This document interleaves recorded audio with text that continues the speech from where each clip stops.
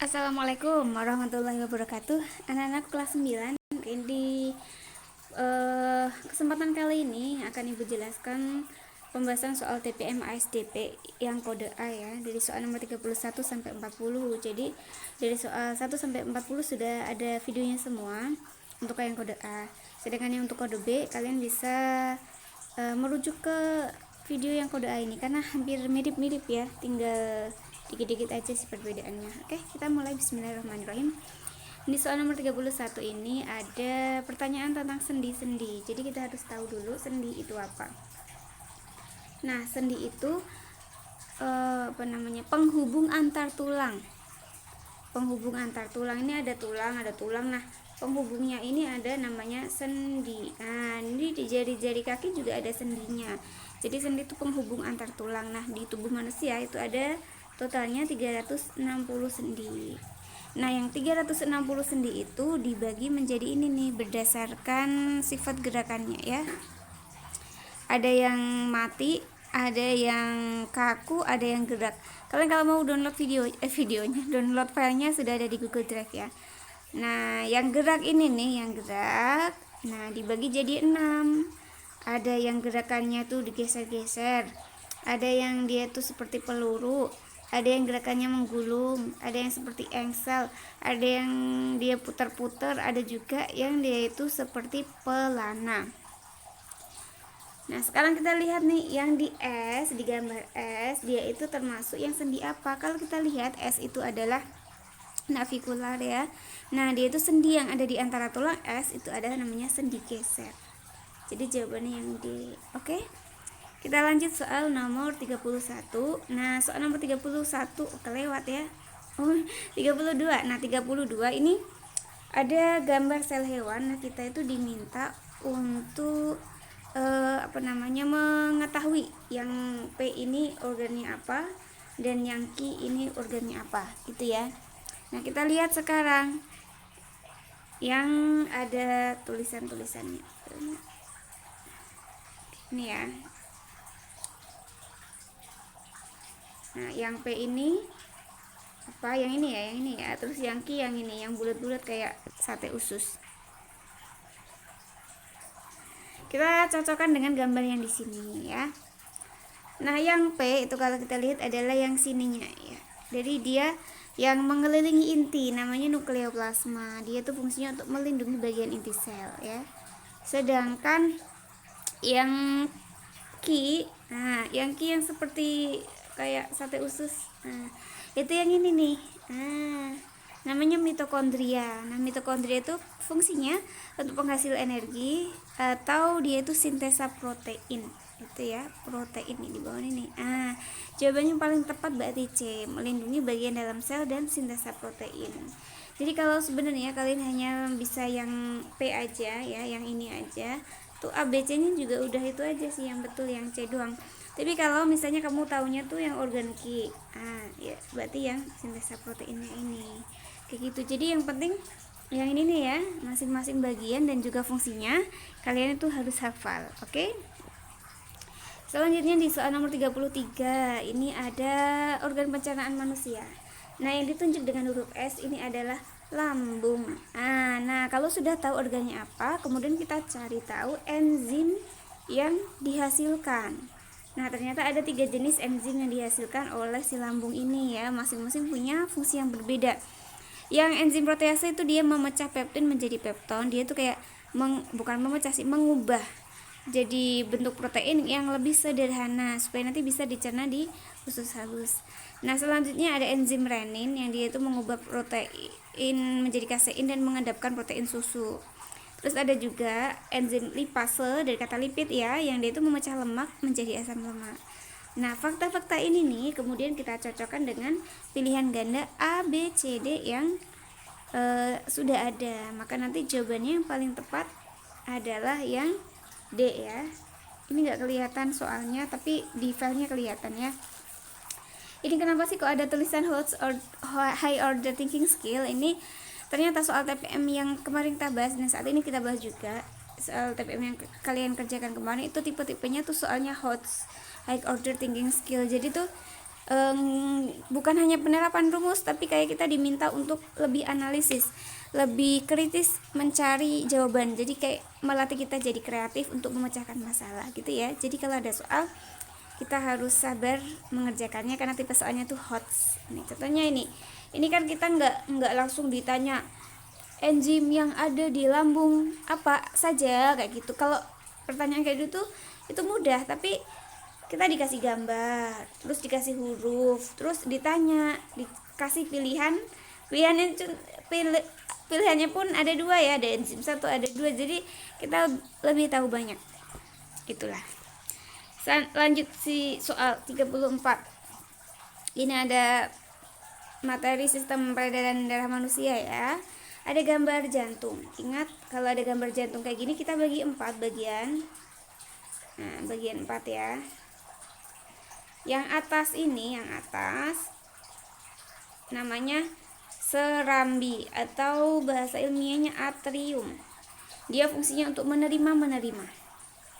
Nah, yang bawah ini, yang bawah ya, dia adalah bilik atau bahasa ilmiahnya ventricle.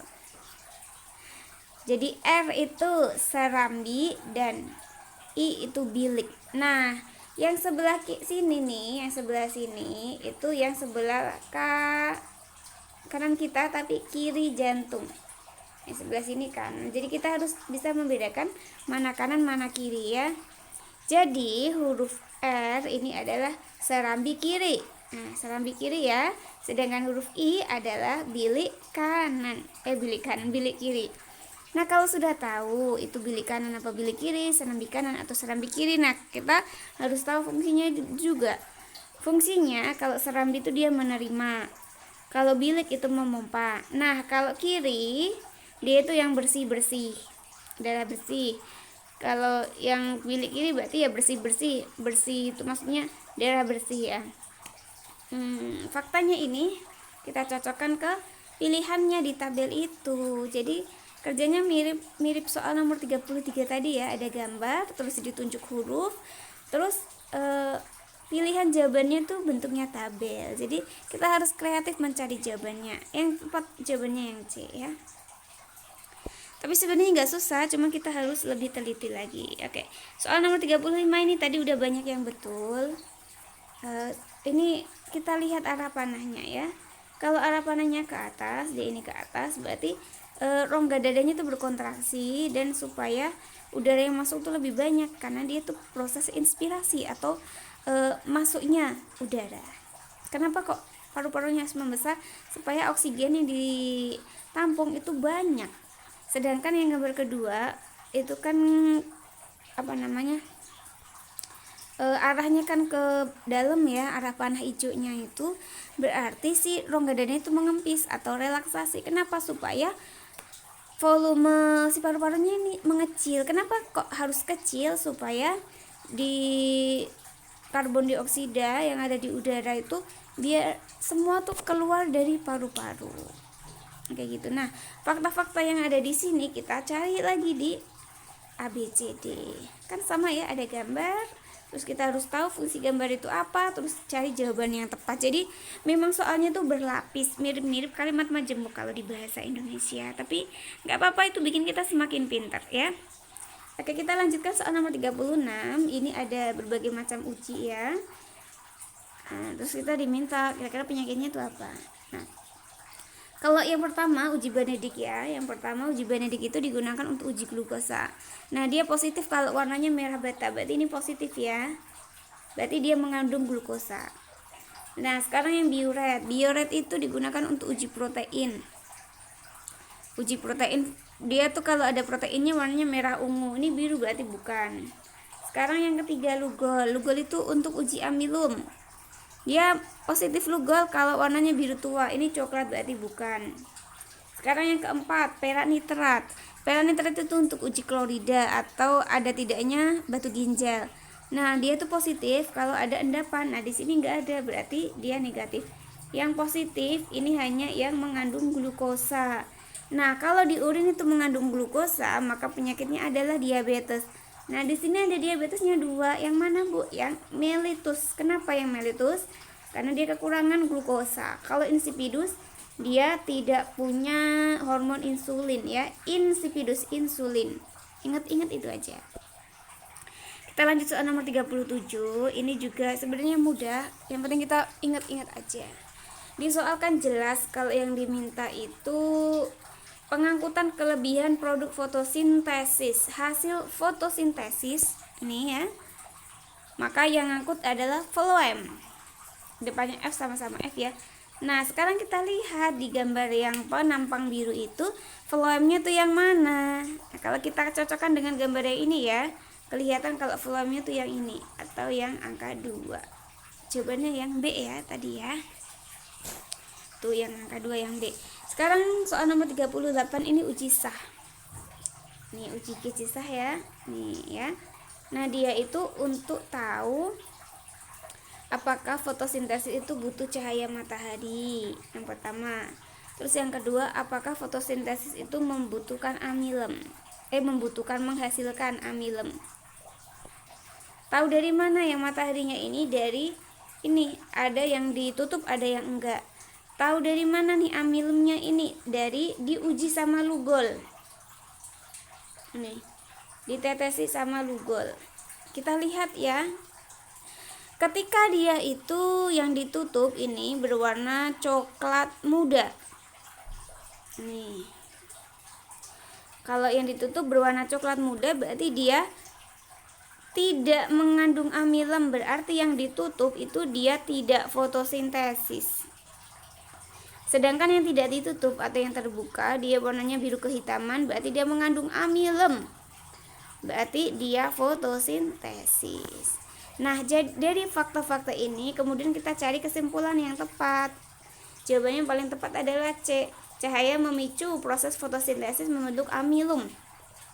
Yang A ini kurang pas karena bukan yang bereaksi dengan Lugol itu bukan klorofil tapi amilum. Sedangkan yang B ini juga karbon dioksida itu dia nggak ada di uji sah, itu nggak ada hubungannya. Kemudian yang D, ketersediaan air ini apalagi tidak ada hubungannya dengan soal. Tinggal dua soal ya. Bismillah. Nah, soal nomor 39 ini juga kita perlu teliti.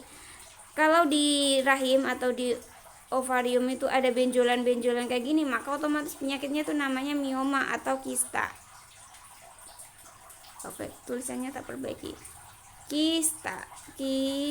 Nah, kista itu dia cirinya muncul jaringan yang baru nih, kayak gini nih. Nah, nanti kalau lama-kelamaan dia biasa jadi tumor.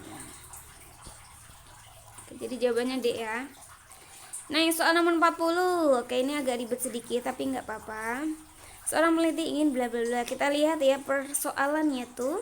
Dia pingin genotip filial yang akan menghasilkan 100% keturunan bibit unggul. Genotip itu apa toh? Filial itu apa toh? Genotip itu kayak sifat-sifat bawaan dari gen indukannya. Filial tuh anaknya. Jadi dia tuh menyilangkan ini nih ya. Disilangkan. Terus anaknya terus mana? Terus dipilih anaknya yang 100% bibit unggul. Nah, berarti kita harus menyilangkan dulu. Aduh, susah ini.